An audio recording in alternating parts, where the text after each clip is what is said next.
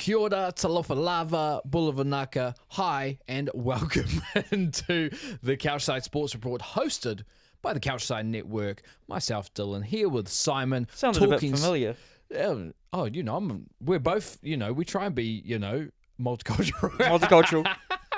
She sounded a little bit familiar to the opening from last week. Yeah, this is very, you got to, what's it called? The, what's you got to called? rinse and repeat. No, what's the saying? Something is the sincerest form of repetition is the sincerest form of flattery. I thought it was copying, but I know what you mean. No. Anyway, it's a very good point. It's a very good point. It's Copycat League, man. Yeah, I hear that all the time with sport. And speaking of sport, we're going to be talking a lot of sport right now. We are. Simon, first of all, how you been, mate? How was the weekend? There was a lot of sport on. There was a lot of sport on. I watched a bit of sport on the weekend. It was good. Mm-hmm. Also got to catch up with some mates, which was also double good. Relaxed a bit from the working week, and now straight back into it. Thinking of the week ahead and trying not to lose my mind. But I've got this podcast to take my mind off everything. Talk to you. Talk to everyone watching about what's just happened and what's happening, and probably piss off a couple of people. It's what at the same time. Yeah, it's what we do. But hey, stay in your feelings. But we got heaps of sports to talk about. I mean, we've got All Blacks, of course. We've got the Wars. Oh, my goodness. What a finish. We do have the Wars. We've got some international sport as well, some NBA stuff that's happened, some football transfers that look like or have happened as well. So I reckon we get straight into the Aotearoa local sport, actually. Before that point, go and follow us on TikTok and Instagram at couchside.network. You can watch this on YouTube as well. Go and subscribe. Search up CouchSide Network. You will find it there. Now we can finally get into the sport. Finally. And we're going to go straight into the Aotearoa local sport, straight into the All Blacks, straight into the rugby. And the All Blacks had their...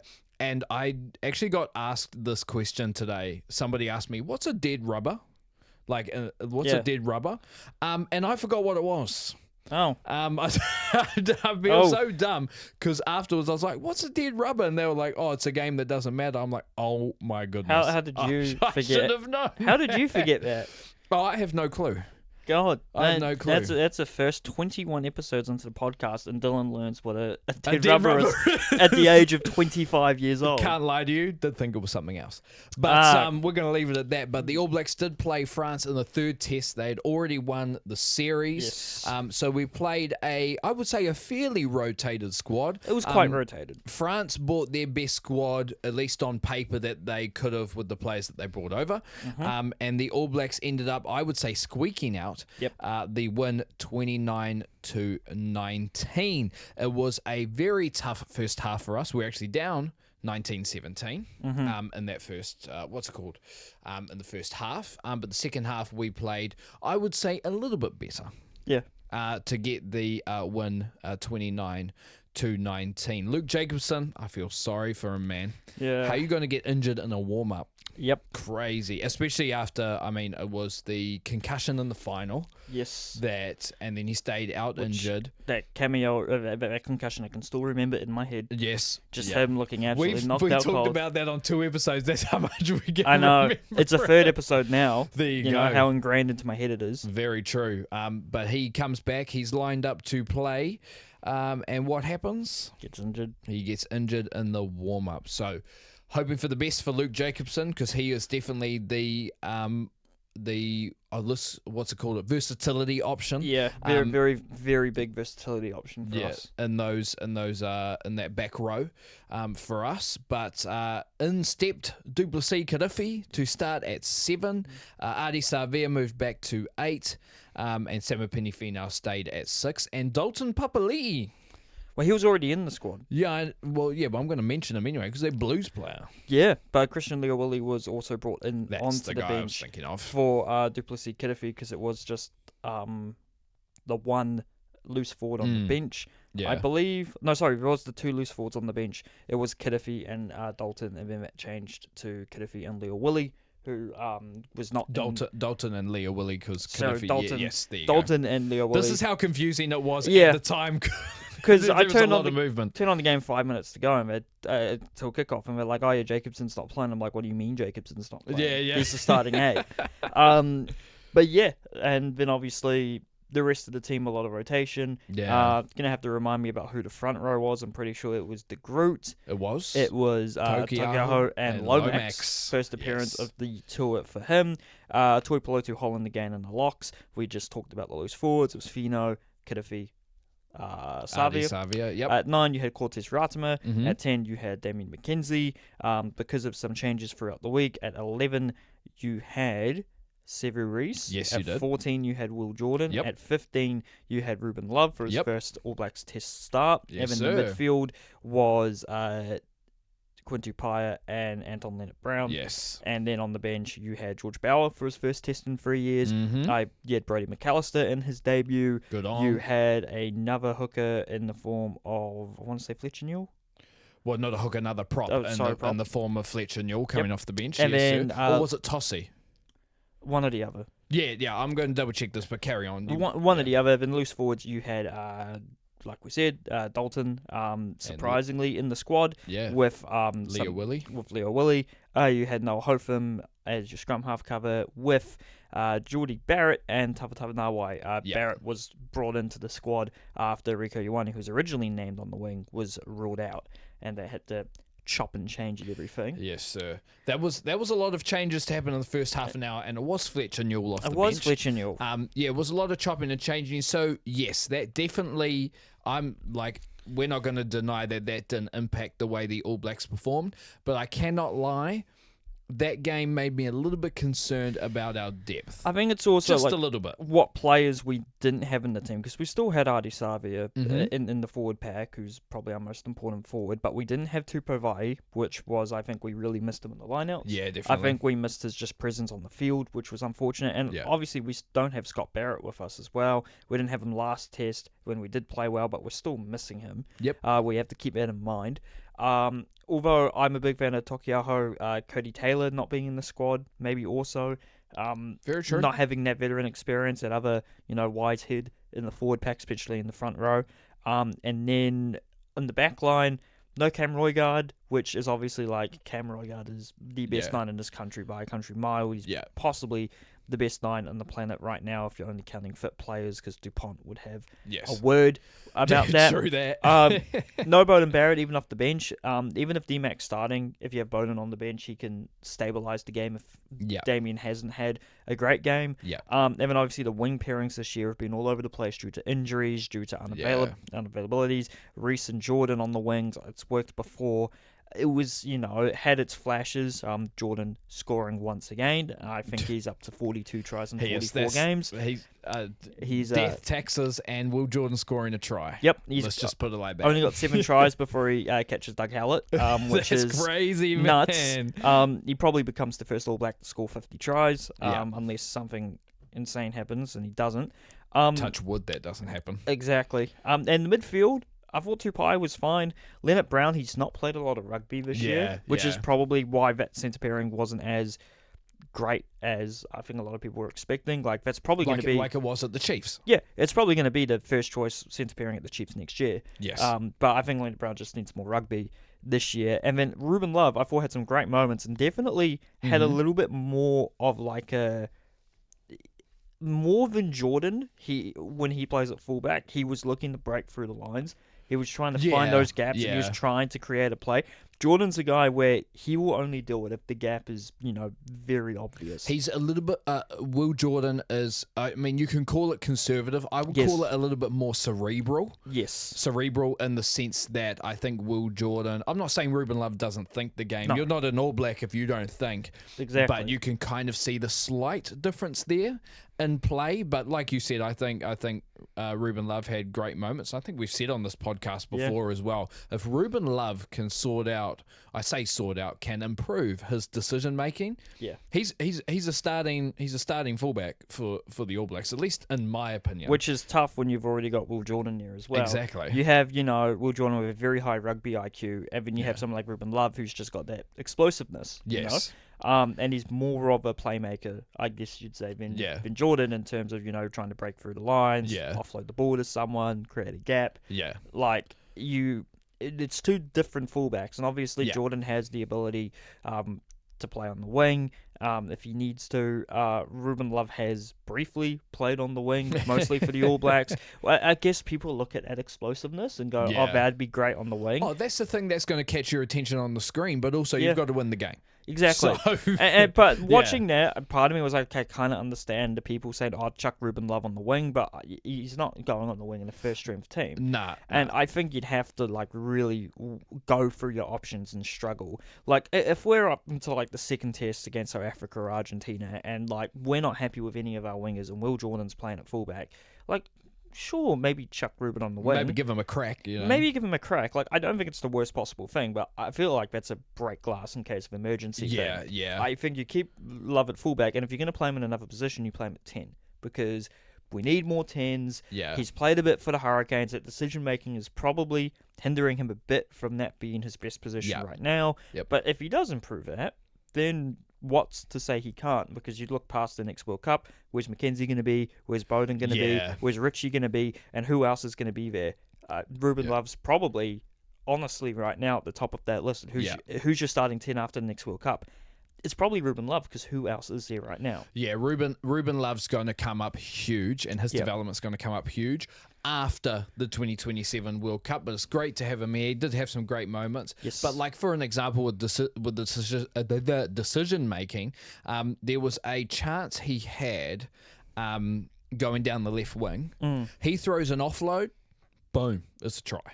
Yeah. I can't remember who was on his outside. But he had the chance to offload there. He wasn't, when he was tackled, it was a low one, so his arms weren't covered. Yeah. I think if he passes that ball, that's another try. So it's kind of those, it's those little things there. And look, let's be real. It's not like we're going out on the field and doing that. Hell no. But Ruben Love is a talent. And I think if he can sort out that decision making, I think he's going to end up being an excellent All Black. Yep. And you never know. The sky's the limit there. In terms of some other players, look, Karifi to me was okay. Yeah. I think there was a lot of people who were like on the Karifi train being like, oh, he played excellent and stuff like that. And, not so much. I think he played okay. Yeah. I was glad to see that his discipline wasn't actually too bad. Yeah.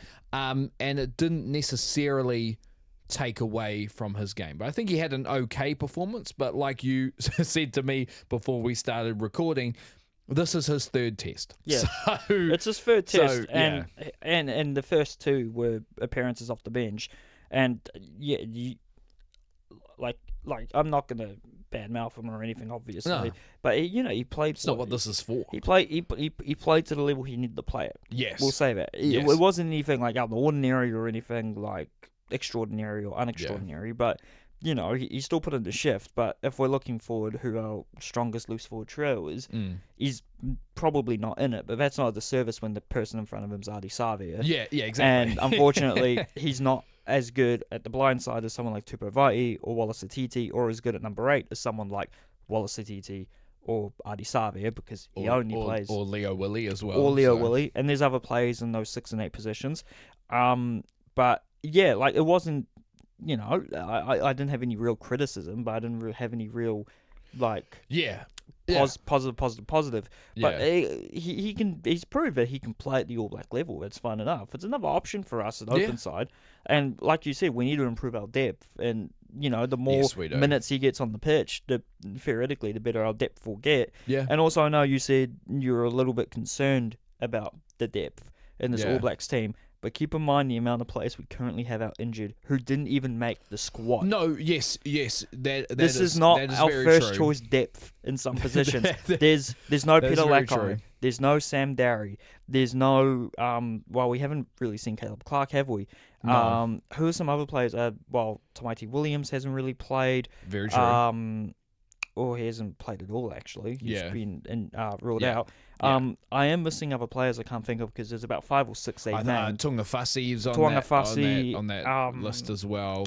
Who else was in UCAP who we can easily figure out? I'm trying to think. I think that was the most. That was the most there. And obviously, we've lost Mark Talea recently. I argue he probably still should have been selected, but yes, because it would have eased a lot of our problems right now. And I feel like we actually would have been in a much better place if Mark was in the team. Yeah. But Razor made the call not to bring him in, which I understand. But at the same time, come on, just name the best possible team. Yeah. Like even if he's off to Japan at the end of the year, like he was so good for us last year, and he was so good for us the year before. Yeah. Like just keep him around. We know what he can do.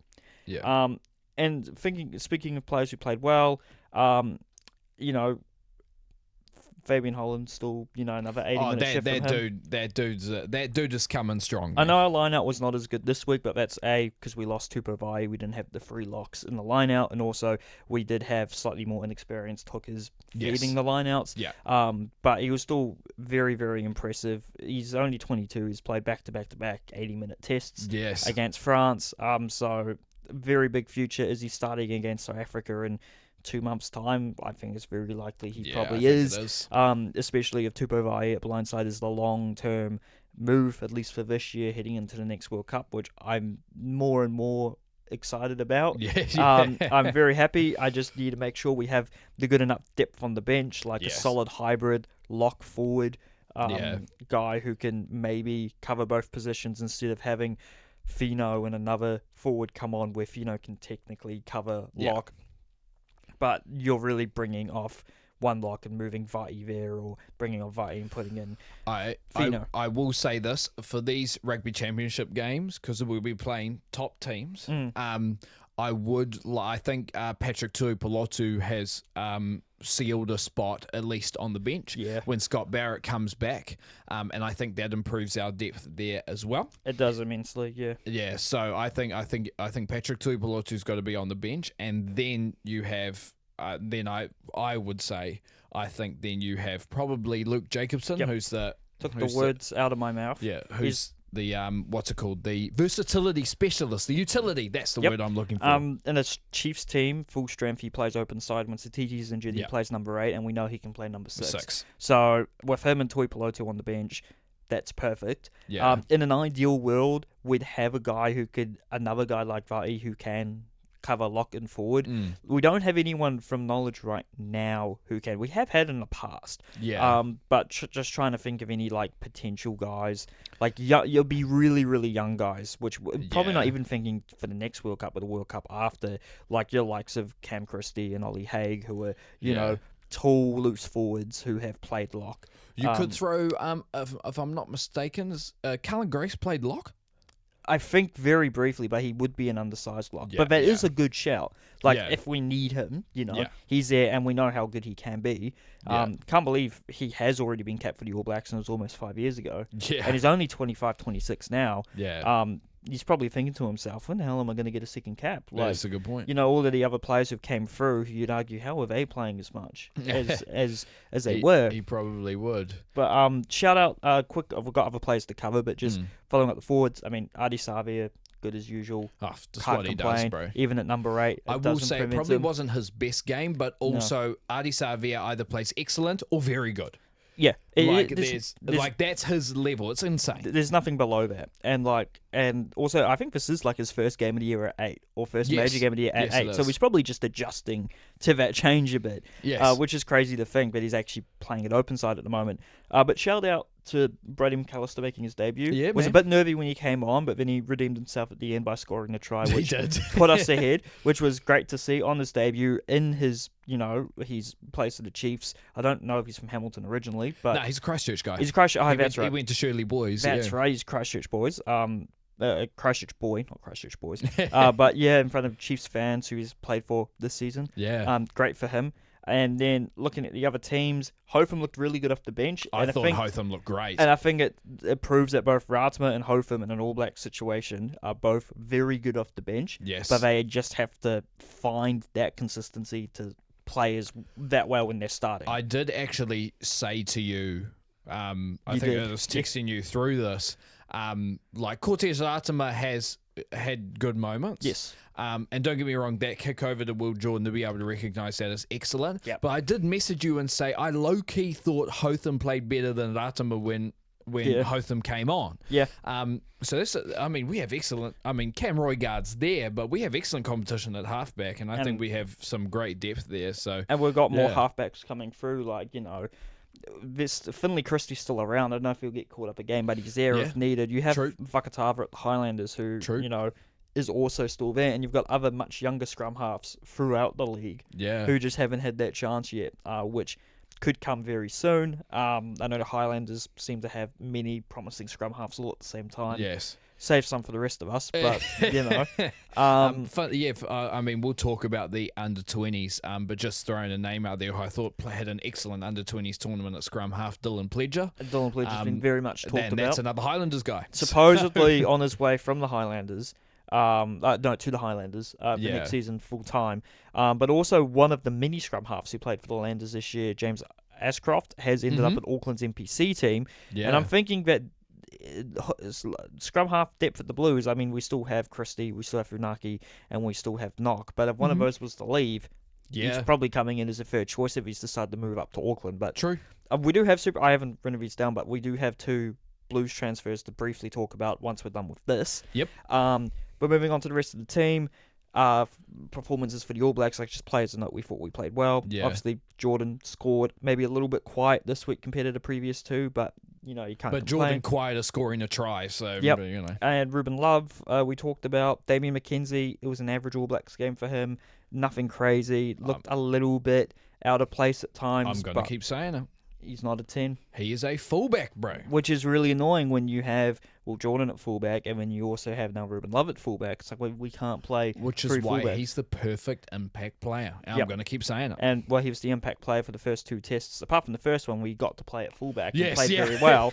But to be able to unleash him off the bench against South Africa, and Argentina and Australia and also on the end of the tour. Yeah, I think he's going to be excellent. Because I think Razor's probably cemented Bowden's as 10 for now. As he should. And I think Bowden, apart from maybe a couple of times in both games deciding to kick a little bit more, but I feel like he's learned how to restrain that in these 2 games. I think it's naturally restrained, which I actually think makes him play better when he's at 10 because he's closer to the line. Yep. So when he's trying to give it a fullback, it just doesn't work. It doesn't work as well. Recently doesn't work. So but I think Bowden Barrett's your starting 10. McKenzie's perfect impact player. He is. I'm going to give him his flowers. Yeah. Sevier Reese works hard, man. Yeah, he had a couple of big moments in that game where his he definitely tries his best. Yeah. Sometimes that results in not the desired thing. And this is my point.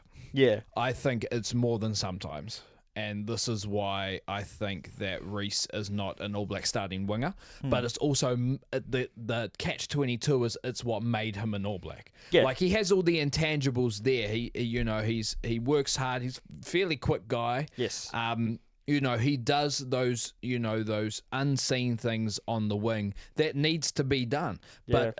But also at the same time, I do question sometimes when he tries hard, it's not always doing the right thing that we need at wing. Like you'll find himself out of position, stuff like that, which at All Blacks level you can't have. No. So I'm going to give him his flowers because he did make a difference when he shows those intangibles, but I think more times than not it's put into the wrong place. That's the point I'm trying to make. If he could somehow fix that, which I'm not sure he can now at this point, but if he somehow fixes that, he'll be a great winger. Yeah, I think anyway he's a good option to have. Yes, obviously, we're a bit low on wing stock at the moment, so which was by choice. Which was by choice by Razor, because picking 6 centres is how you do it, even though it's technically 5. With Clark and technically, with Ioane, and technically Narawa was a part of the squad because he did play in the second test. Yes. But also Dalton off the bench, he didn't play for long, but it was good to see him on the field. I thought he played nicely. Yeah. Played nicely at blindside, which he usually doesn't play. I thought he was quite tidy and did a good job. Isn't enough for a recall for the Rugby Championships. We'll wait to see. We do know that the squad is getting expanded for the Rugby Championship. It came up on the news to 36. Okay, so the last squad was 33 plus 2 injury cover. Yeah. So I assume, that's probably just been 1 extra player. Yeah. I don't know if anyone will be ruled out injured, but that is really tough when you consider there's no Satiti, there's no Lakai, there's no Tuangafasi, Yeah. I say Darry, but he won't get named. I'm going to presume, because in terms of injury cover that I can think of, I mean, I would consider Narawa and Leah Willie part of the squad anyway. Yeah. But, so you got one more spot. And the only other person that's played that came in as injury cover was Dalton Papali'i. Yeah. So I would hope Dalton gets in and actually plays, but we'll see what happens. Because that leaves that, you're saying, okay, we're not going to bring in Lakai, and no, we're not going to bring in another winger, or another position, maybe even lock we possibly need. I do understand that one. I'd actually, from the sounds of it, only because I think Peter Lakai might actually still be injured. Okay. I think that might be a thing, but also at the same time, I do think we may expand that squad again. Yes. For the Northern Tour, I'm bringing Lakai in for that one. But I think in terms of who's played now and stuff like that, I understand that we need cover on the wings, although the reason why Rico Ioane didn't play was because he felt like he had a tight hamstring, and I think it was a slight, you could overreact for it because you've already won the series and be like, okay, let's save him because we'll need him. So I think at this stage right now, you're probably starting Rico on the left wing. Yes. Against South Africa or against any team where you want to play a first choice team. Yep. On the right wing, who knows at this point? Is Caleb Clark going to be fit? Can he even play on the right? Or do you shift Will Jordan to the right for the big games? I think they might. I hope they don't. But part of me's like, I hope they don't. But also at the same time, I'm thinking, well, who else is going to play on the right? Who else is going to play there? It won't be Mark. My argument is that you move Clark to the left and you put Rico on the right. Yeah, well, I know that's Rico was when he played wing, play left, but he did play in the second test, I believe. Did he not? Was he not originally set to play on the right? He was, but then Clark got injured, so they brought Reece in. So maybe we do get Clark and Rico on the wings with Rico on the right. But I would not be too upset if I saw Jordan on the right and saw Damien at all. Love at fullback would probably be Damien. Yes.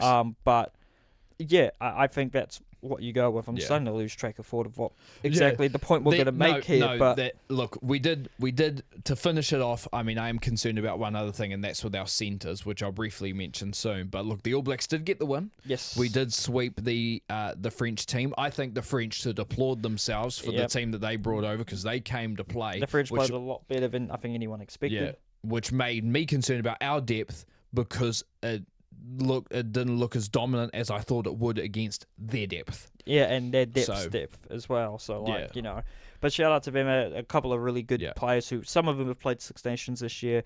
Yes. A lot of new debutants though, but some very nice looking French players in there who I'm excited to see what they get up to. Man. They got some guys. Very, very interested to see. Yeah, and then the only other thing that I had a concern about is I think we may have too many. And I know it was Anton Leonard-Brown's first game back, but I do think we may have too many one-dimensional centres. I would possibly, if we could, take one of those centres out of the squad and bring in someone in a different position. But you're not gonna. I doubt he's going to do that. I don't know who it would be, because unfortunately, it'd probably end up being Tavatavanawai or Tupaia and not Leonard Brown or Proctor or Barrett. But So I don't think that's going to happen. No. But I do question, because that's the thing Jordie Barrett made a huge difference with. Was when Jordie Barrett came on, he adds that he's a different flavour at centre than we have. Yeah. And that's both a good thing if he's playing every game, and not a great thing if he's not. But not a great thing if he's not, because Quinn Tupaia, look, I love Quinn Tupaia. You know this. I've said this. I think he'll end up being a great player and should be an All Black. But he's definitely a run-it-up hard guy. Anton Leonard-Brown has always been a great defender, but a very one-dimensional run-it-up hard guy. Tavatavanawai is exactly that as well. With slightly more breakdown work. Yeah. Well, a lot more breakdown work, actually. Yeah, I shouldn't discredit him. And then Billy Proctor, you could argue, even though he has probably a little bit more pace than those guys specifically, is also a run-it-up hard guy. So, yeah. Jordie needs to be there. Because who else is going to play centre? Who else is a different centre like Jordie? There's not really anyone. Not in the All Blacks at the moment. You could see that as time goes on with some different guys, but who knows? That's my concern. And I don't know anyone else in Super Rugby from the centres who I immediately go, and they're not necessarily a run-it-up hard guy. Yeah. But, because, obviously at the Blues, AJ Lamb, converted from the wing. Guy, yeah. So he does do that. But it'll be very interesting to see. Yeah. The only guy I can actually think of at Super Rugby level, and that's only because I saw him kick one goal, so I know he can kick, is Zavi Taeli. And Zavi Taeli is definitely like a few years, if not... Hey, give him one more year of Super next year where he's probably starting with AJ Lamb or another centre. And he could maybe put in a good word for himself. Because very true. He played very well this year, and he would have played more often if you could name 3 centres. So very true. Very true. I think it's very likely next year. If Rico's future on the All Blacks is on the wing, actually, I say that.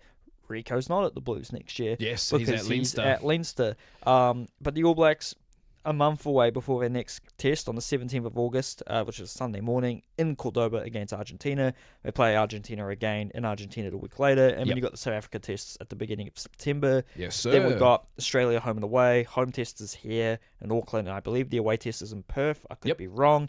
But speaking of the Blues, they've made 2 signings, which is good to see. Both from the Chiefs and both guys who didn't play as much as they probably wanted to last year. But for the Blues, make a lot of sense. The first one, we needed another loose forward at least after the departure of Adrian Choate, with Cameron Suafoa's health probably not well enough to be get better soon, brother. Get better soon.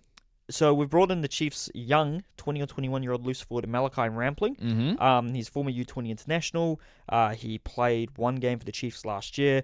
He appears to be a number 8 or a blindside, which is quite good. We have currently Cam Christie, Shea Clark, Anton Segner, and Dalton and Hoskins as our loose forwards. So he probably he's more of a natural loose forward. I'd possibly think to Cam Christie. He's probably more at the same level as Shea Clark, but who did actually play more than I thought he did. I thought he didn't play this year. He actually played 2 games for the Blues. So it'll be, he'll be battling with Christie and Clark for a place on the bench, because I don't think the Segner, Dalton, Hoskins back row is going to change. But he's young, which is really good. It means we have 3 really good young options in conjunction with Segner, who's also still quite young. And then obviously Hoskins is also only in his mid-20s, and Dalton's a little bit away from 30. And then the other play, we needed a hooker with Riccatelli going, with a bunch of not random, but younger hookers who all got various minutes around the season, but no one really stood out.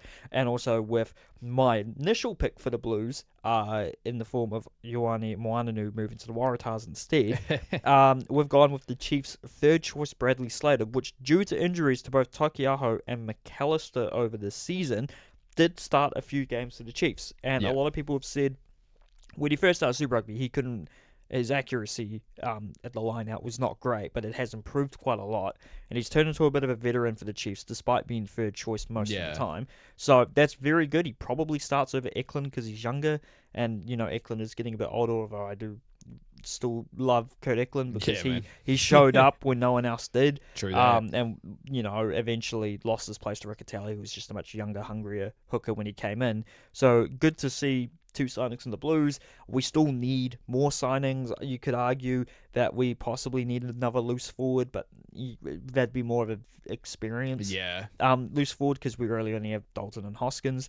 And obviously on the wing or in the centres, we probably need players. There's not really a lot of centre or wing depth. I guess apart from we have Cole Forbes and Corey Evans, who plug multiple holes there. We'll have Perifetta, we'll have San Sullivan. I still think we have Bowden. So I think we do. We have Bowden until 2027. That's right. It'll be interesting. I think Perifetta probably ends up on the bench with Sullivan playing at 15, because I think Sullivan has maybe a little bit more upside at fullback now, and Perifetta, I think, in most cases is probably a 10, although Auckland's NPC squad lists him as a fullback, so we'll see what that entails.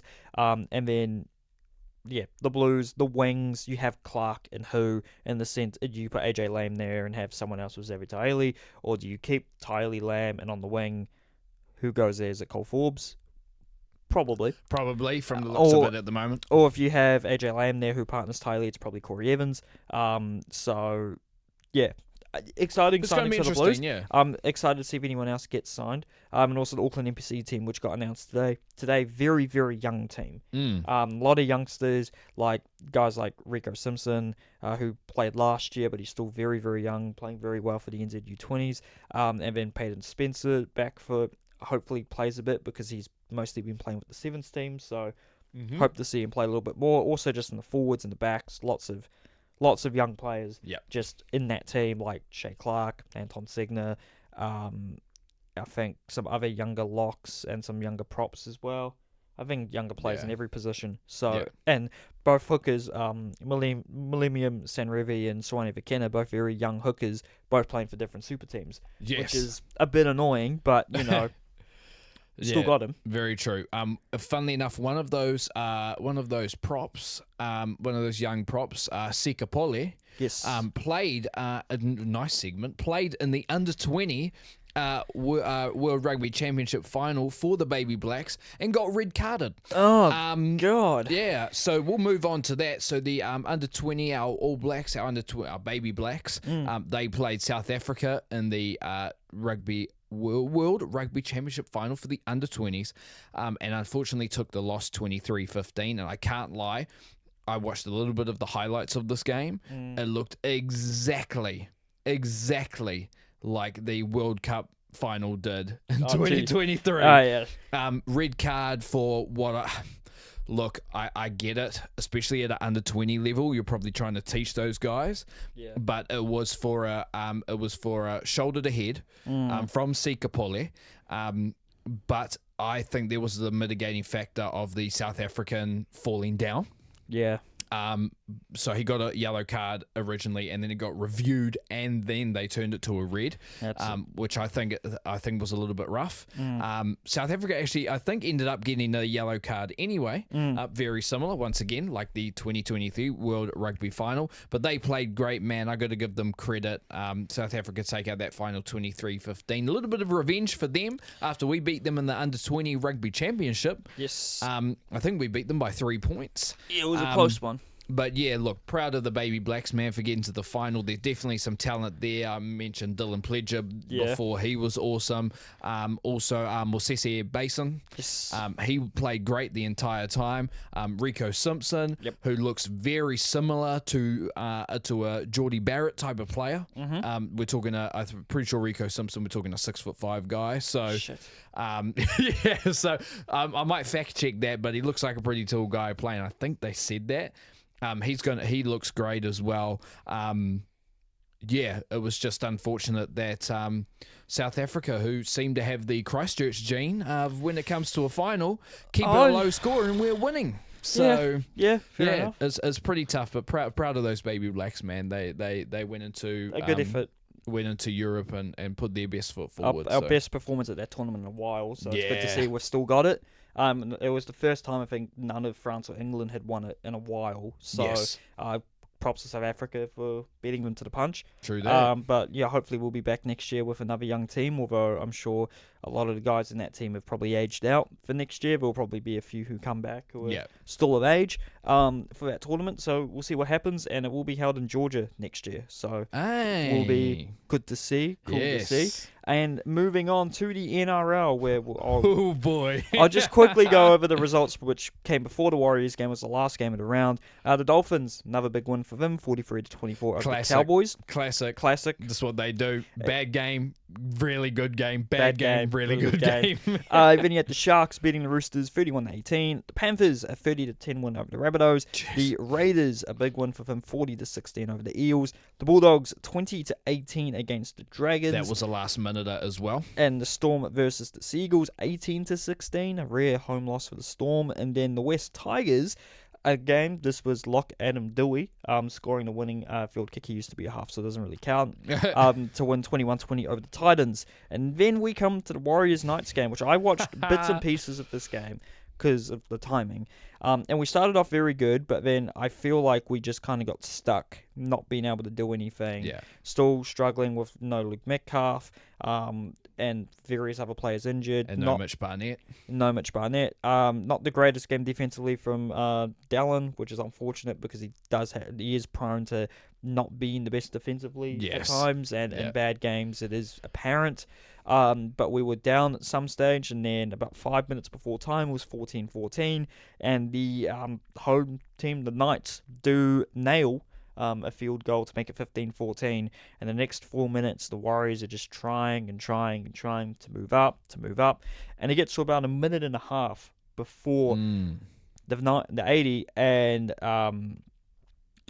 what's his name? Tanner Boyd tries a drop kick attempt, which gets no height on it at all. It's just a solid kick which goes dead. And it looked the Knights are celebrating, but then their captain's challenger, it turns out the Knights marker wasn't square, so it's a penalty. So Tanner Boyd gets a penalty just over a minute before. Obviously, it's quite far back. It's like 40 meters back, but it's straight on. Takes his time, hits it, misses. Not great. The Knights kick off, we get the ball back, and we're steaming ahead. We've only got like 40 seconds left. We're steaming ahead. Get to fifth tackle, I think. And, you know, we're setting up for another dropkick attempt, a 2-pointer. Boyd, just behind the 40-meter line, takes it. It's charged down by a Knights defender. But the ball ricochets off that defender and falls in the hand of none other than 19-year-old superstar double-decker Leka Halasima. And he just picks up the ball with plenty of men in front of him and just sprints. And he gets to the 30. And you're like, okay, where's the coverage? 20, there's the coverage. Oh, where did it go? The 10. Okay, they're getting close to him. He gets tackled. Doesn't matter. Momentum takes him over the line. Oh, the Warriors, in the last moments of the game, go 15-18 up against the Knights. And then, for good measure, Tanner Boyd makes the conversion. All-time ending. Leka Halasima, man, it's going to be so good. And we re-signed him and a few of our other players as well. I'm not sure we re-signed Tanner Boyd. Tanner Boyd only just got here, so I don't think he's been re-signed. Yeah, but Leka Halasima was one that re-signed, and thank God do you want to know? Because we lose players like that. Do you want to know the easily. Worst possible thing about Leka Halasima from a? Well, this is not this is not really a bad thing. The worst possible thing is that he was a U18 Blues Academy player before he signed with the Warriors. No way! Imagine if we had Leka Halasima at, because he would have played centre in rugby. Yes. Oh my God! I mean, he would have been playing for the Blues now.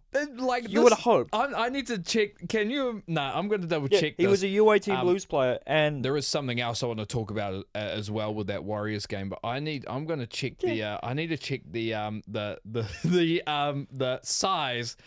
The size on him. Like, oh my! I don't think he would have been. He wouldn't have been a loose forward in Union. He would have been a centre. So he's 185 centimeters. So that's about 6'1". I reckon he's taller. I actually think he's taller than that. 100 kegs, running it like he does or in the centre, bro. Or as a power wing as well. It'd be very, very tough. But that Warriors game, good, it does. A lot of people are more in on Topiki than Dallin at the moment, in terms of, I think Topiki's not as much of a defensive liability. I think we are still missing Chance. He's still injured. He'll be back soon enough. Yes. Definitely need him on the team. But also, no Rocco Berry, hurt again. Kurt Capewell was in centre, but I think he did fine, Yeah. But yeah, Tanner Boyd, I think it's still these baby steps with him in the NRL. He's still grinding his teeth a bit, cutting it. You could tell he was maybe a little bit frazzled at times. Just couldn't get, couldn't pull up the play he wanted to play, which was unfortunate. Yeah. But I think he just needs a little bit more patience. Metcalf was a bit of the same when he first came in, because he barely played NRL footy when he came in, and he was a little. He took a while to get into it, and then he's exploded and had before this injury would have been a big contender for the Dally M's. So I think we're just a little bit more patience on board. I wouldn't give up on him right now. Because not after 2 games, bro. And there's not really anyone else who you would bring in. So unless you have him as the 14th man and start Timati Martin instead, but I'm not sure you'd do that now. No, though. You'd probably have Boyd, continue to play at 7 for now, unless it does get to a point where you're like, nah, let's give him a break or whatever. Yeah, and what did you want to say? And one question just to end off this game. I wanted to ask you what you thought, because I had an interesting conversation again with the Warriors fan at work, with Dallin's defense. Yeah, because I'm sitting there thinking, is he being told to play the defense he's supposed to be playing, or do you think that's off the dome? Him doing tough. it. I think no one else, when they play in that position, do the same thing. No one else is being criticised for doing that. Yeah. So I think partially it might have to be just on how he plays. Yeah. And I know when he doesn't play, like, that wasn't an issue which was happening.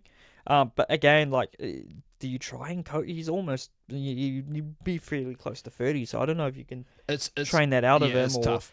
Like, look, he's one of the best finishers in the game. And you can't drop him, can you? No, that's what I'm saying. He's on big money, and he's one of the best finishers in the game. Yeah, he's one of the best finishers in the game. And if you want to doubt me on that, come on through. But I don't think anyone will. No, nobody will. But in saying that, I think also, his spectacular for the finish. I think he also tries to make that spectacular defensive play. He's a gambler. Yeah. That's the word I'm looking for. He's a gambler. So he'll help too much where he doesn't need to as much, where it's already covered, which I think actually happened with one of the tries that the Knights scored. Yeah. But yeah, it's I'm not sure you can coach it out of him. But if that's what you're telling him to do, then you need to tell him something different. I wouldn't be surprised if you need to tell him something different. Maybe they'll let Dallin walk at the end of his current contract. Don't know when it expires, but he'd want a lot of money, and we might not want to take the cap hit. I know there was a couple of issues with tries which weren't awarded or were awarded. I don't know specifically what those were, because there were moments of the game I didn't watch. But yeah, for the Warriors, they got the win. All that matters. True that. Yeah, still fourth. The Raiders are still on top on 34 points. The Bulldogs 2 points behind. The Storm and the Warriors are both tied on 30 points, but the Storm are still ahead on points difference by almost 200 points, which is a bit crazy. That's madness. The Broncos are... Is it only 2 points? It must only be 2 points. I thought it was 4 points. No, I think it is 2. 2 points behind us in fifth. The Panthers are a point behind them. And sorry, no, they are 4 points behind. I've got that wrong, because the Panthers have 26 points, I want to say. Or 25 points. Well, I'm going to double check this table. Just keep going through it. Check the table now. So you got the Broncos fifth, Panthers 6, a point behind them. And then you have the Sea Eagles and Sharks on 24 points in 7th and 8th respectively. For the first time in a while, there's actually a gap between the top 8 and the 9th place team.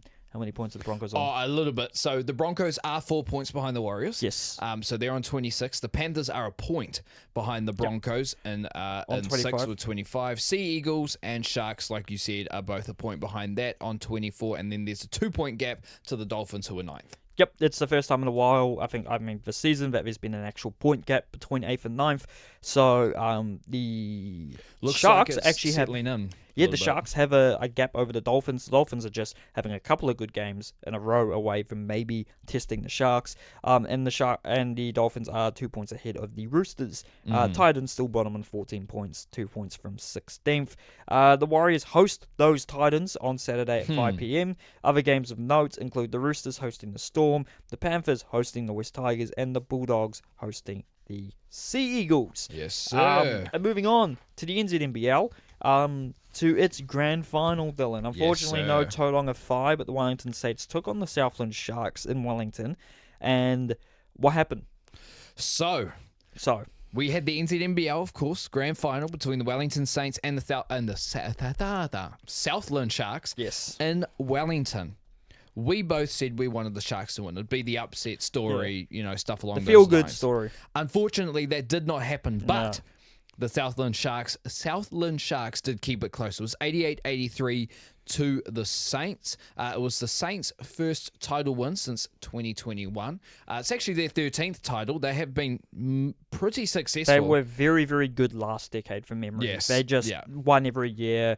They just had the best. Who was the guy who basically made Wellington basketball the way it was, who passed away a few years ago? Kenny McFadden. Kenny McFadden, massive impact with that Wellington team. Facts. Brought the likes of Stephen Adams to Wellington from Rotorua, and he played for the Saints briefly before he went to St. Mary's, didn't he? No, he went to Pittsburgh. Sorry, I don't know why he went to St. Mary's. Went to Pitt, Yes, drafted and then became the first NBA, I think first proper Kiwi drafted in the first round of the NBA. Back in 2013. I remember when that happened because we were at the library at school and I was following it. Following it, and I saw he's gone to the Rockets, and then he ended up at the Thunder, and then just a couple of years later was a part of that team in an actual way.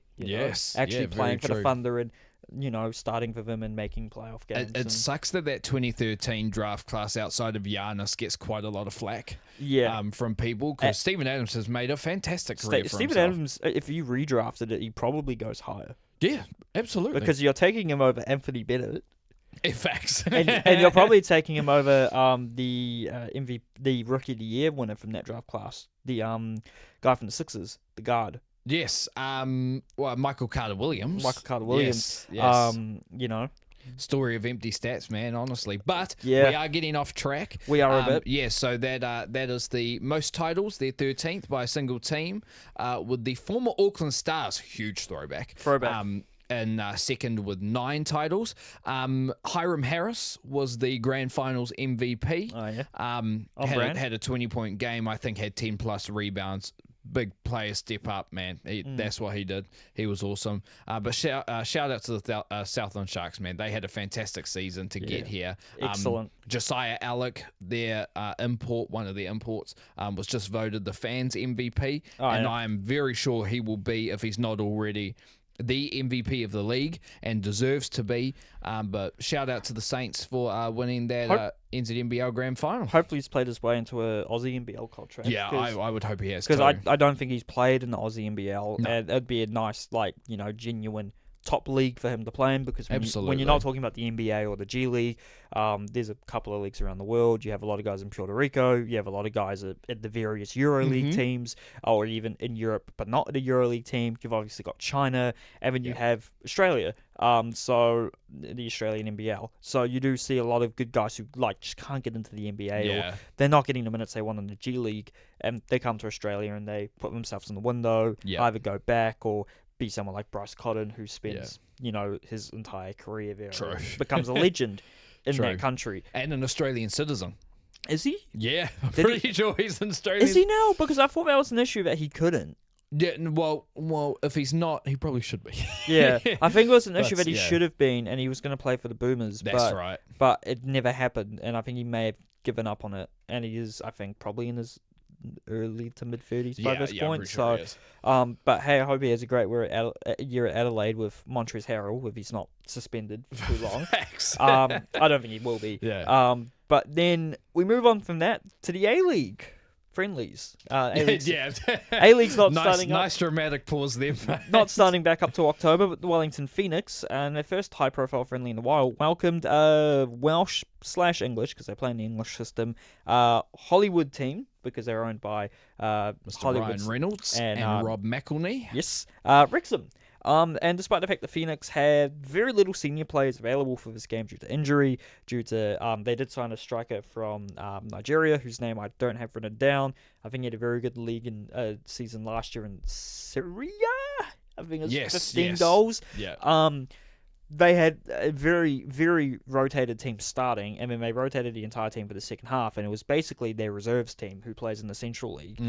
Somehow, the Phoenix come away 1-0 winners here. Luke Flowerdew, who's never played for the first team, scored the only goal early in the second half, and the Phoenix were able to hold on.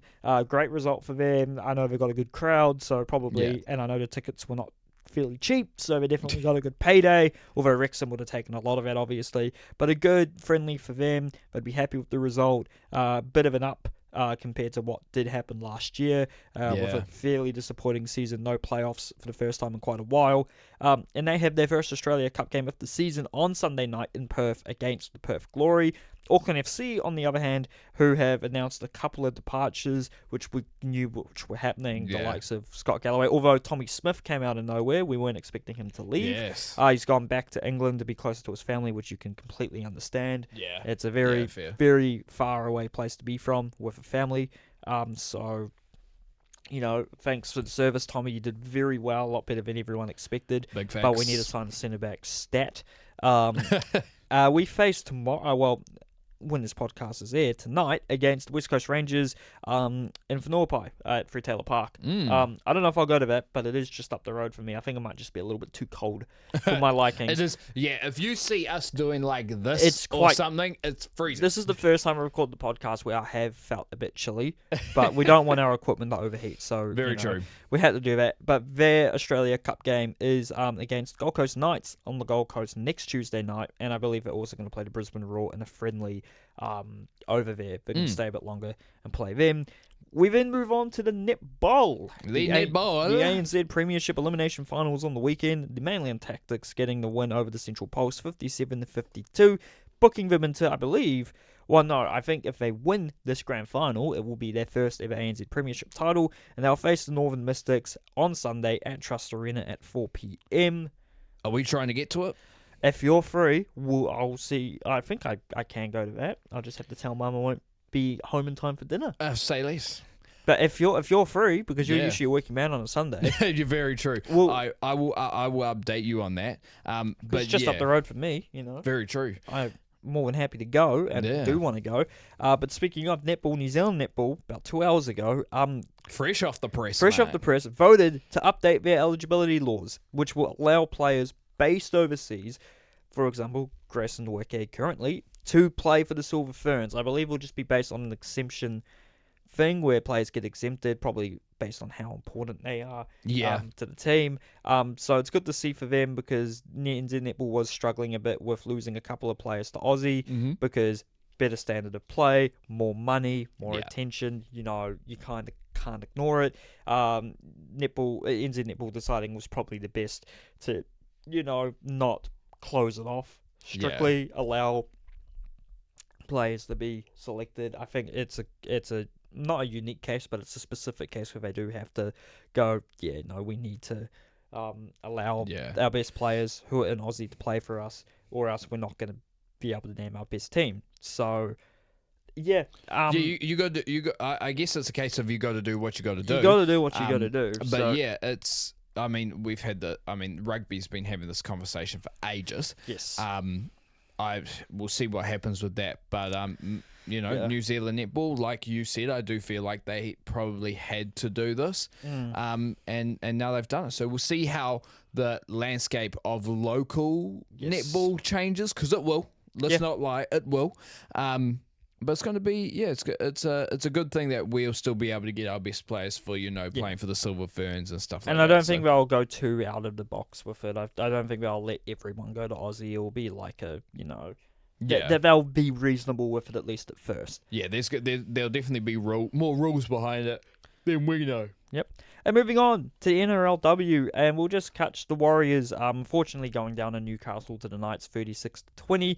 Good to see them still scoring tries, even in losses, especially more than just a couple. The Knights, I believe, are a pretty decent team. It wasn't the worst loss of the round for any team in the NRLW. The Eels bet the Raiders 46-12, which were a team we bet last week. The previous round. So if an Eels team can do that but lose to Warriors, it means we're probably still very good. Not very good, but not terrible. We host the Titans, who this week bet the Tigers 24-12 away from home at Mount Smart, ahead of the men's game at 2:45 p.m. The Warriors are currently 9th out of 12 teams after 3 games. Still a lot of the season to go, but we're not last in our first season back after 5 years, so I wouldn't complain too much, honestly. We'll take it. We'll take it. But shout out to the team for doing their thing. I believe Michaela Brake's still impressing everyone with a code switch. Would be brilliant to have her at the Rugby World Cup in a month, but, she's doing excellent for the Warriors. Probably want to take her away from that Warriors team. But just imagine her on the wing on that Black Ferns team right now. Tough. Would be very scary. Tough. But moving on to the international sport, where we don't have too much to talk about. No. But the NBA, only a couple of updates here. Nothing too big. Damian Lillard, despite the fact he will miss next season due to Achilles rehab, is going back to the Portland Trailblazers. Yes. Back to where he made his name, where he became an NBA All-Star, and one of the most well-known... He became a legend. One of the more well-known... Well, I guess you wouldn't even say he was underrated or niche. He was a genuine top guard in the league. He wasn't Dame Time was that guy. He wasn't underappreciated. Everyone knew what he was capable of. Unfortunately, grass wasn't always greener. I forgot he got traded to the Bucks from there. Yes, he did. Yeah. Oh, yeah. So he went from Portland to the Bucks, and then obviously just got waived from the Bucks, so they could sign that centre from Indiana, Miles Turner. But to see Lillard back there, probably not this season, but the following season will be great to see. Hopefully he can turn back the clock a little bit and put on a show for the Portland fans, because they haven't been great recently. Yeah, this is an underrated smart deal from Portland. Because it's cheap. It's cheap.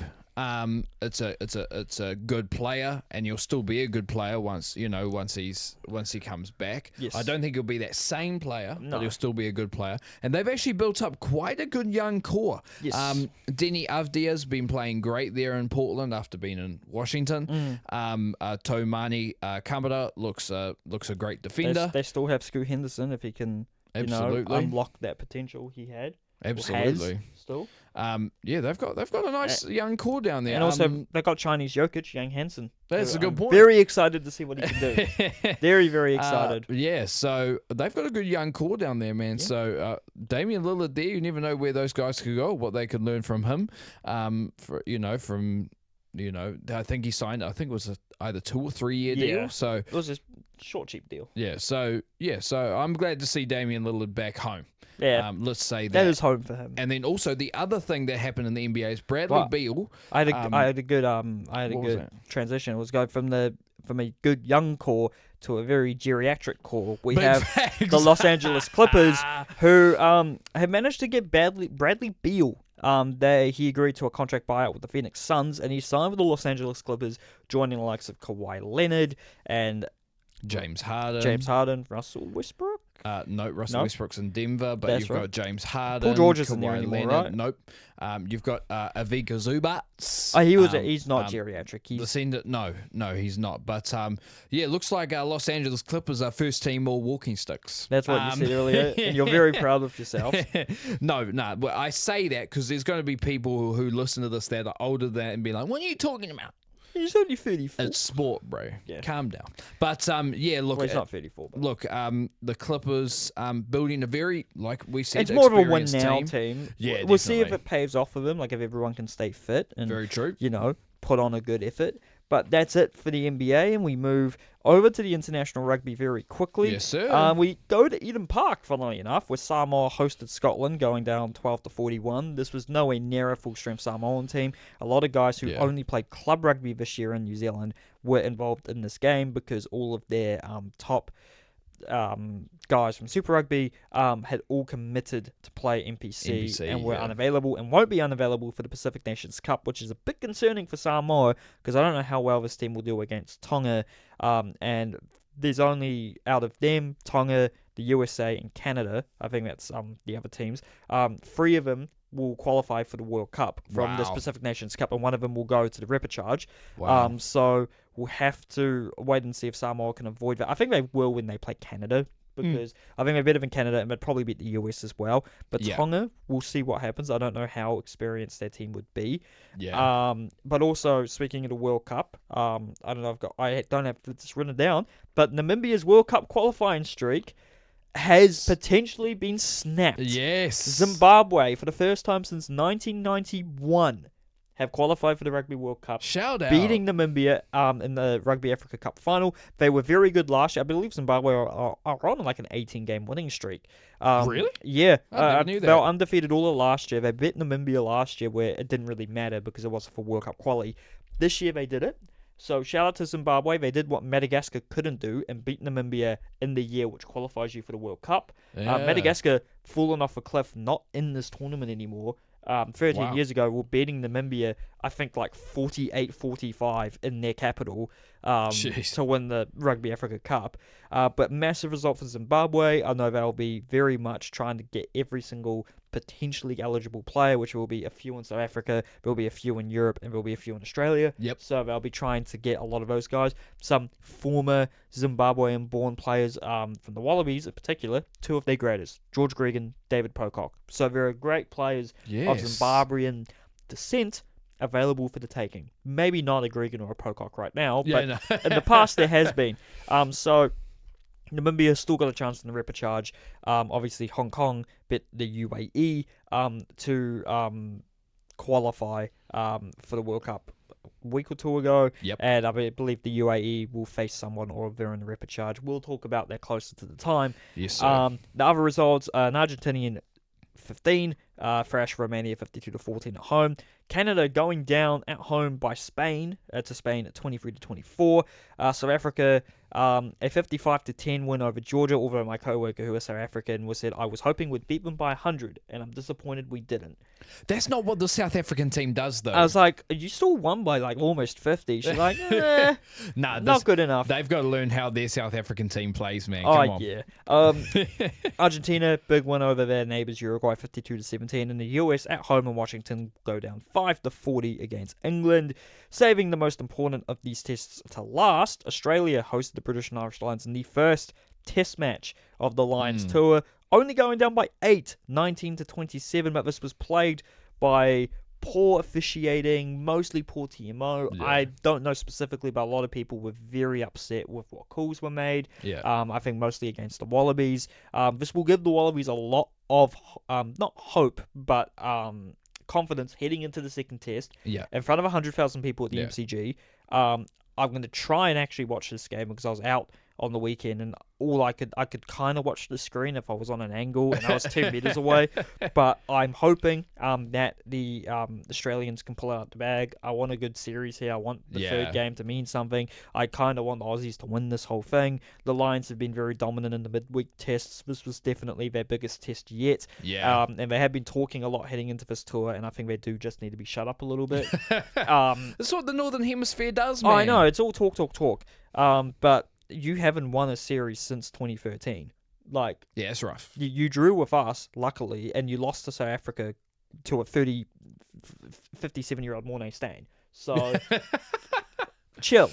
Man. I mean, to be fair, they late into the second half, they were up 24-5, and it ended up being 27-19. I mean, the Wallabies should feel like they can compete in this. And I do, funnily enough, I mean, he scored so many tries for the Western Force. I don't know how we did it, because Fraser McWright is the starting flanker, the starting open side flanker, 7 for the Wallabies. But somehow Carlo Dozano comes on again and scores a try. Of course, that's what he does. This guy, he's got it. It's what he does. It's in his blood. Yeah, it's in his blood. But those Lions, they actually have a game, when on the day this podcast comes out, tonight against the First Nations in Pacifica 15, which is mostly all Australian-based guys or of Pacific Island or First Nation descent. Be a good game for them. They'll be hoping not to concede as many points as the AUNZ team. And then Australia have the second test this Saturday at 10 p.m. at the MCG in Melbourne. And that's your international rugby. Moving on to only a handful of football rumours. The first 2 transfers have been here we go'd by Fabrizio Romano, so they're basically good as confirmed. and the last one is just a rumour. Marcus Rashford, this one came out of nowhere. Manchester United, although we knew that Barcelona had interest in him. Yep. I just spoiled it. Off to Barcelona on a 1-year loan deal with a €30 million buy option. Great opportunity for Rashford to, again, improve himself away from Man United. Yeah. Not the best place to be at the moment, and he was phased out. It was fine at Aston Villa. He was on loan there for the second half of last season. So hopefully he can do the job at Barcelona. I don't know if he's starting there because they've got Rafinha, they've got Yamal, unless they're playing one of them out of position. But it'll be great for Marcus, and that buy option's quite appealing for Barcelona if he does pull it off. So it'll be cool to see what he can do in La Liga, and also he will play Champions League football, which he can't get at Man United, or any European football for that matter. Hugo Ekitike, for young French striker from Eintracht Frankfurt, is off to Liverpool for €90 million, potentially up to €95 million. They had long-standing interest in Alexander Isak, who is now being linked with the Saudi Pro League. Don't know what team specifically, but Newcastle not keen to sell to Liverpool, although they are willing to spend €120 million. And Newcastle had interest in Ekitike, so Liverpool went, well, if you won't sell us Isaac, then we'll buy Ekitike because he actually only wants to play for Liverpool. But it looks like we're going for him. Not a bad young striker to take a gamble on. It is quite a lot of money, but these days, who doesn't cost that much money? Liverpool may be the one team that can take a strike. Funnily enough, a strike at somebody. At somebody like this. Although Darwin Núñez was also fairly expensive and has not hit, so this is a very you have good to point. keep that in mind. But can I just say, if this does hit, it's over. It's over. And especially if they still have interest in Rodrigo, or if this does change last minute. Bro, if they end up getting Rodrigo, bro, what are we doing? I mean, Diaz wants to leave. I think both Barca and, well, maybe not Barca anymore. Yeah. But Bayern have been really keen for Diaz. So they'll have to wait and see. If they do lose Diaz, they probably will want to sign another winger. That could be Rodrigo. That could be someone else. That'd be so tough, dude. We will see, but that ends off our sport. Dylan, did you want to do the segment? Why the hell not? Let's do it. Let's do it. Okay, so last week we did Guess the Player, where we did Guess the Wrestler. Yes, sir. This week we are going to do Guess the NZ Footballer. I don't know how this one's going to go. I know how it's going to go for you. Very good. Well, I don't know. You might catch me out. My knowledge of New Zealand football players is so basic. We didn't really talk about the specifics apart from our Kiwi, but we'll say that they predominantly played either from 2010 onwards. Yes. Yep. So, completely fine. And you can take ideally someone who's been capped by the All Whites, or at least was well known for. Well, had to be the Phoenix, like a guy you'd know, because you probably had a save on FIFA with the Phoenix on one stage, because they're the only Kiwi team. Yes. I did that as well. Yes. So I'll go first. Okay. I've got a name in my head. Okay. And I'll let you start off. Before you do that, we'll say why we're doing specifically this one. First of all, of course, Wellington Phoenix beat Wrexham, but Wrexham also signed for a record, funnily enough, because we've just been talking about massive numbers. Forgot to mention that. Yes, but for a record of their record, £2 million, signed a left back. His name is Liberato Cacace. Yeah, Kiwi starting left back, Liberato Cacace. It's been the last couple of years in Italy's Serie A with Empoli. They got relegated, hence why he's on the move to the English Championship. Yes. But if Wrexham pull it off, they won't get promoted this year, but if they play well, then it's great for him. Could potentially put himself in the shop door for a better move in the future. For a Prem, and gets him, in the eyes of Prem scouts and maybe other better Championship scouts as well. Very true. Great for that as well. And so, Dylan, when you were ready, same rules as we always do, 10 questions, then you get 3 guesses at the end. And if either of us are feeling quite nice, we might get hints. So, Dylan. So, you've already got a player? I've got a player in my head. Because I'm still thinking of a player. So, you can guess first. Yes, sweet as. All right. So, we're saying from 2010 on. Yeah, well, played from 2010 onwards. Yeah. So, but probably ideally someone who played mostly. Yes. From 2010 onwards. Yes, yep, sweet as. All right, so did this player play in the striker position? He did not. Okay, so we're talking midfield. So we're probably talking winger, midfielder, defender. Okay. Did this person play in Europe? So, play in Europe. To my knowledge, no.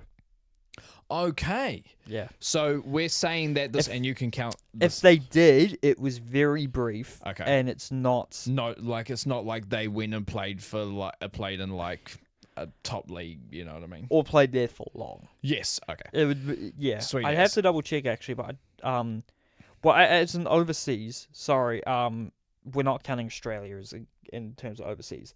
Yeah. No, especially because Australia's A-League. Yes. Well, yeah. Okay. Sweet. Well, sweet. Not necessarily A-League, but yeah, he's played in. Okay. So, because you said overseas, right? Yeah, so I said Europe. Oh, Europe. I know he hasn't played in Europe. Okay, sweet. But I will ask, and you count this question as well. Have they played overseas outside of Australia? No. Okay, sweet as. So we're probably talking an A-League guy. Okay. Have they played for the Wellington Phoenix? Yes, they have. I was just double checking because there are New Zealand guys that haven't played for the Wellington Phoenix. They'll probably play another A-League. There's a few. Sweet as. Okay, with that being said, is this person are they predominantly a central midfielder? No. Okay, so that's 5. That's 5. Sweet as. Oh, this is gonna be tough, man. I have to go deep into like as much of my basic New Zealand football knowledge as possible. Okay. When this person was in their prime, would we say they were one of the top players in the A-League? No. Okay. So that's 6? That's 6. Okay, okay. Number 7, was this person a defender? Yes. Okay. Oh, okay. I'm trying to think of some defender names in my head now, because of course I'm going like there's our two Premier League guys, Winston Reid, Ryan Nelson. We could take them out. But if we're talking defenders, actually, is this person playing currently? No. Okay. But I will say he retired early. Oh, he retired early? Yeah. Okay. See, here's the thing now. So I know it's a defender. Okay, I'm going to say this. Did this person play one of the fullback spots? So we're talking left back, right back. They did. They did. 2 questions to go, mate. Okay. Is that 2 or 1? 2. 2. Well, I'll say 2. Okay, sweet. I'll be nice. Yeah, thanks, mate, because I'm going to need help. Okay, so we're talking fullback. Okay. Played for the Phoenix. Retired fairly early. But predominantly played A-League. Okay. Did this person play between 2010 and 2015? That's when he started, yeah. Okay. Yeah, well, he did. Okay. Yeah. Sweet ass. But he did play after that. Oh, we're gonna have to go deep in the bag, man. If I can pull, you'll know who this is. If I can pull this name off, it'll be insane. But last question. Okay. Last question. Okay, I'm gonna throw it out here now. Did they play for the All Whites? They did. Oh, not too much. Okay, but they did.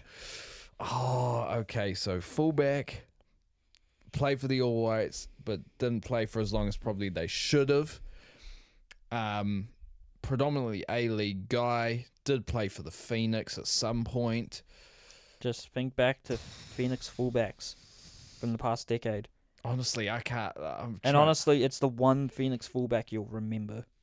No, see, because here's the thing now. It was just constantly there. Because I'm getting the names here. Yeah. Like the names are coming through. I mean, Kakacha, it's not him, but that's a fullback that played for the Phoenix. Tim Payne is currently playing for the Phoenix. Has he retired? Ding. Has he retired? Ding. No, I think I got it wrong because I don't actually think he's retired. No, you got 3 guesses. But Ding. I got 3 guesses. Okay, my first guess is going to, if I can pull this off again. Hey, you might have. No, I don't think I have. Is it Storm Roo? Oh, good pull, but it's not. I know. Storm Roo's still playing, and I don't think he's played for the Knicks. Yes, I thought that's what I thought. But Storm Roo's a pull, right? That's a pull. That's a pull I didn't know you had. So. Yeah, there you go.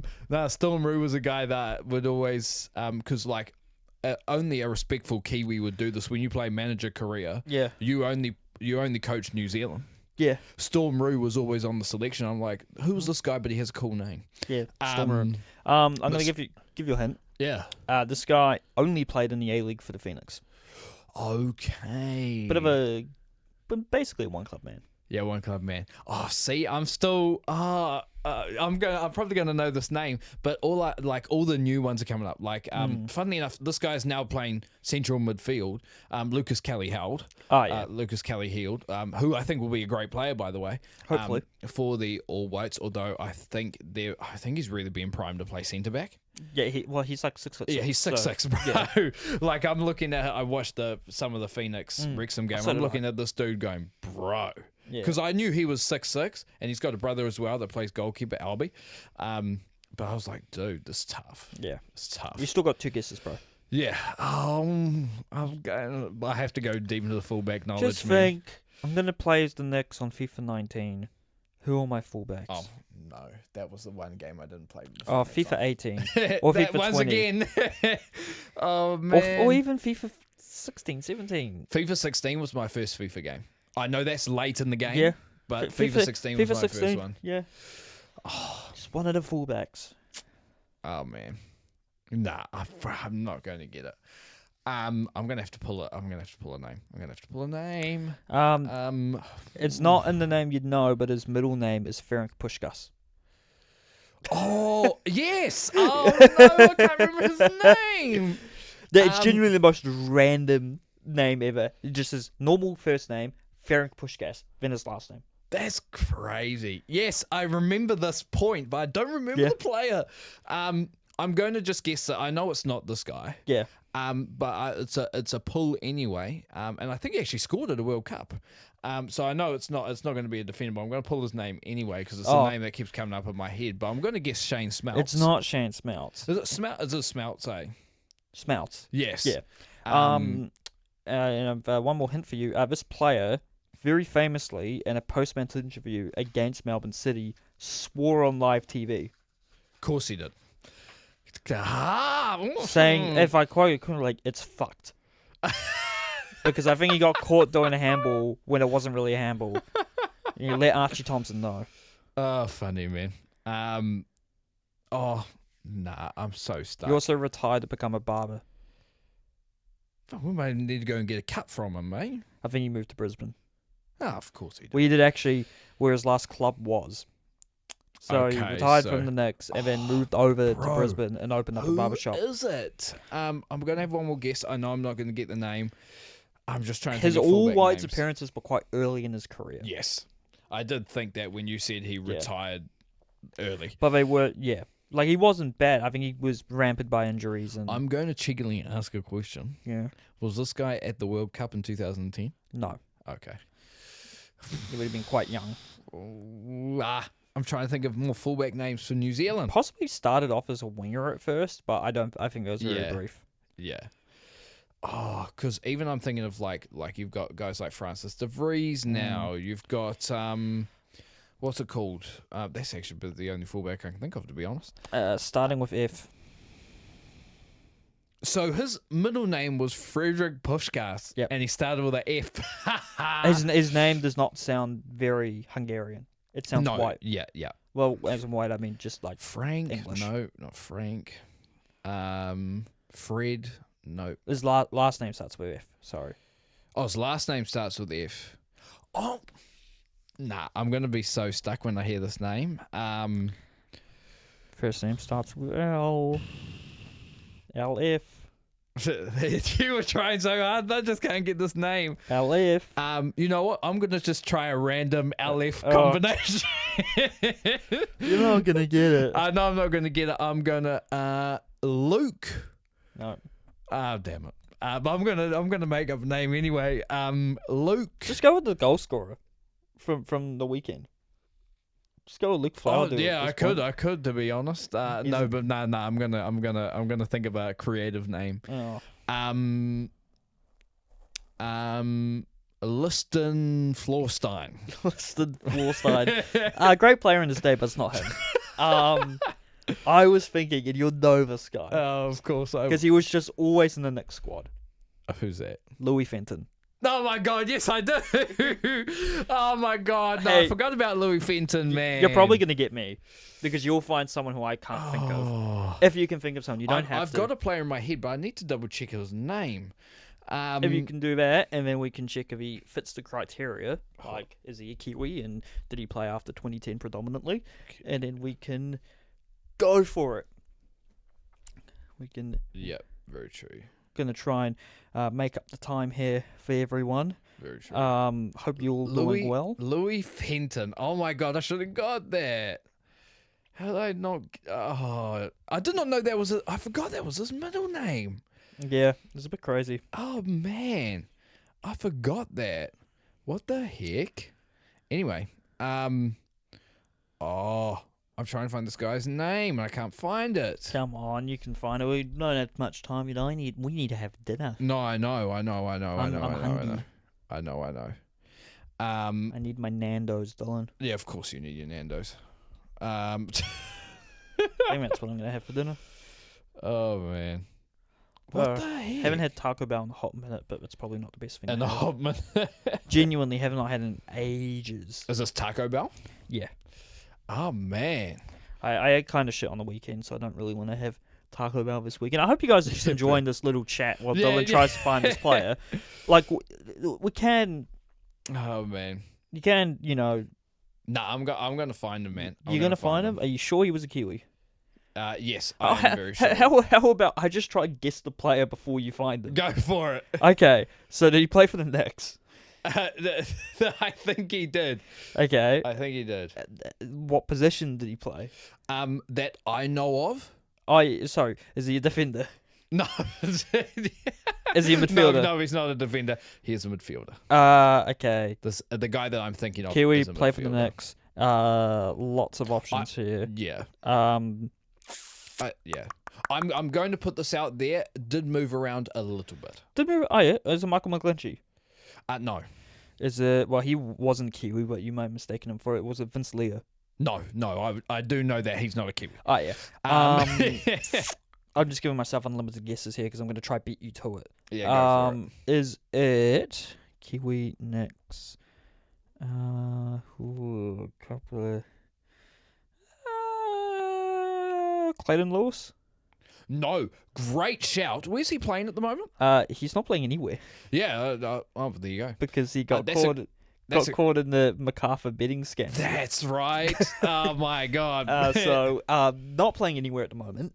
Okay. Shit, I'm actually blanking a little bit. No, it won't be Simon Elliott.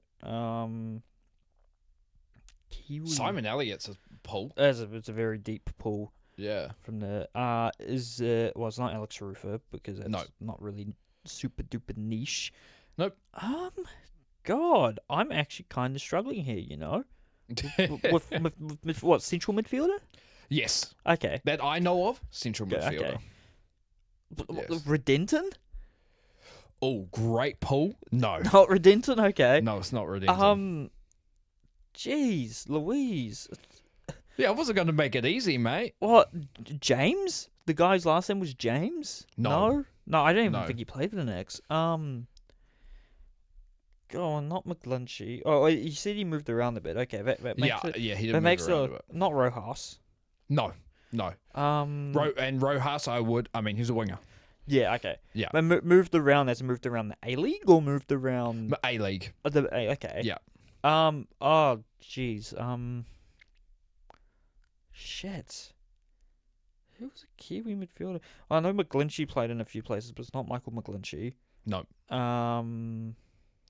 Central midfielder. I was going to say, is Michael McGlinchey retired? What kind of... Well, it's not...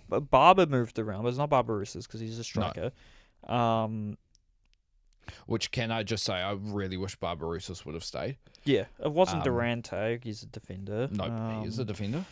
God, Kiwi central midfielder who got around. Yeah. I know there's... Don't say like Well, no, he did. That got around, yes. Got around. Unless you're just thinking of someone who's not a Kiwi, which would be quite funny. That would be hilarious. I'm trying to think. Not Stensnes. No. Who's technically an Aussie now. Well, he is an Aussie now. Yeah. No, Aussie international. Did you find the player? No, I'm moving. You have not found the player? No, I haven't. But I know who I'm thinking of. What are some characteristics of him? Which will... Well, the characteristics... Like, do you know what other teams he played for? Yes, I do know that he, at one point, was playing for the Newcastle Jets. You're not thinking of Piscopo? No, I'm definitely... His name was way easier than that. Kiwi footballer, Newcastle Jets. I'm cheating right now. I know. Well, because I'm more curious as to how you haven't found this player yet. Yeah. And I'm like, not Joey Champness. No. Not Lachlan Bayliss. No. Not... Lachlan Bayliss still fairly young, am I? Yeah. Not Glenn Moss, the goalkeeper. No, throwback, but no. No. You know what? A Jets midfielder from New Zealand. You know what? Has there ever been one? Ah, damn it. No, there has been one. And guess what? He's not a Kiwi. No, he is a Kiwi. Oh. But guess what? What? Through the guesses, yeah, you already got it. Oh, it was McGlinchey. No, it's not McGlinchey. You have said the name, though. Oh, fuck, now I don't remember. You've said the name to end this off. You've said the name. I've said the name. You have. I've said the name. Specifically, you said the last name. Oh, shit. Not Stensnes. No. You know. did say this last name, though. I did say his last name. Yes, you did. Now I can't fucking remember. Not James. No. No. No, you said it. You said it. If I tell you the first letter, you'll get it. Oh, I only said the last name. You only said the last name of this person. You did guess them. You'll go back through the footage and be like, you did say them. I'm not going to go back to footage. I can't be fucked. Shit. Starts with an R. Oh, okay, so it was Redenton. Yeah, it was Redenton. Okay, yeah. So the reason I remember that name is because every time I got on FIFA Academy, got a midfielder, and then was like, I'm going to put them on the All Whites, Redenton would be in the way. It was the youth intake's #1 name. Stuff him, mate. Oh, yeah.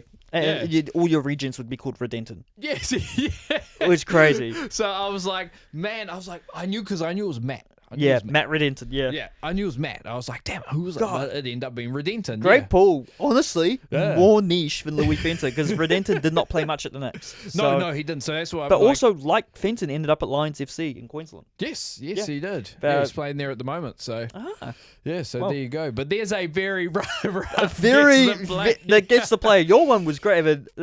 Evan Louis Frederick Pushgas Fenton. Yeah, damn, banger name. But thanks again for sticking with us. Yes. We've been the CouchSide Sports Report yet again. Please, if you haven't already, subscribe to us on YouTube, follow us on Spotify and all our other social platforms. You can find them in the link in our bio on most of them. Yeah, man. Dylan, thank you so much for having me here once again. Thank you. And we'll be back here next week to talk about, there's no All Blacks on, so what will we be talking about? We'll figure it out. Probably the Warriors. There'll be plenty. There's always sport going on. We'll be talking about the Warriors, both men's and women's. We'll be talking about the Australia Lions test, I'm sure of it, with no other international rugby to talk about. We'll talk about the Pacifica First Nations, what do you call it? That game as well, the Pacific Nation. British and Irish Lions. Yes, that game. Any other new NBA and football rumours. True. Yeah, we're going to be scraping the barrel a little bit next week. I can't lie. The netball final, NZ Premiership final. Which I'm going to say now, I should be free for. You should be. So if we want to go, I think we should go. Well, we'll talk about it in the private DMs. Yes. And we'll let you guys know this time next week whether we did go. Man. But thanks once again for joining in. And like we say every week, Dylan, you want to sign us off? CouchSide out. CouchSide out.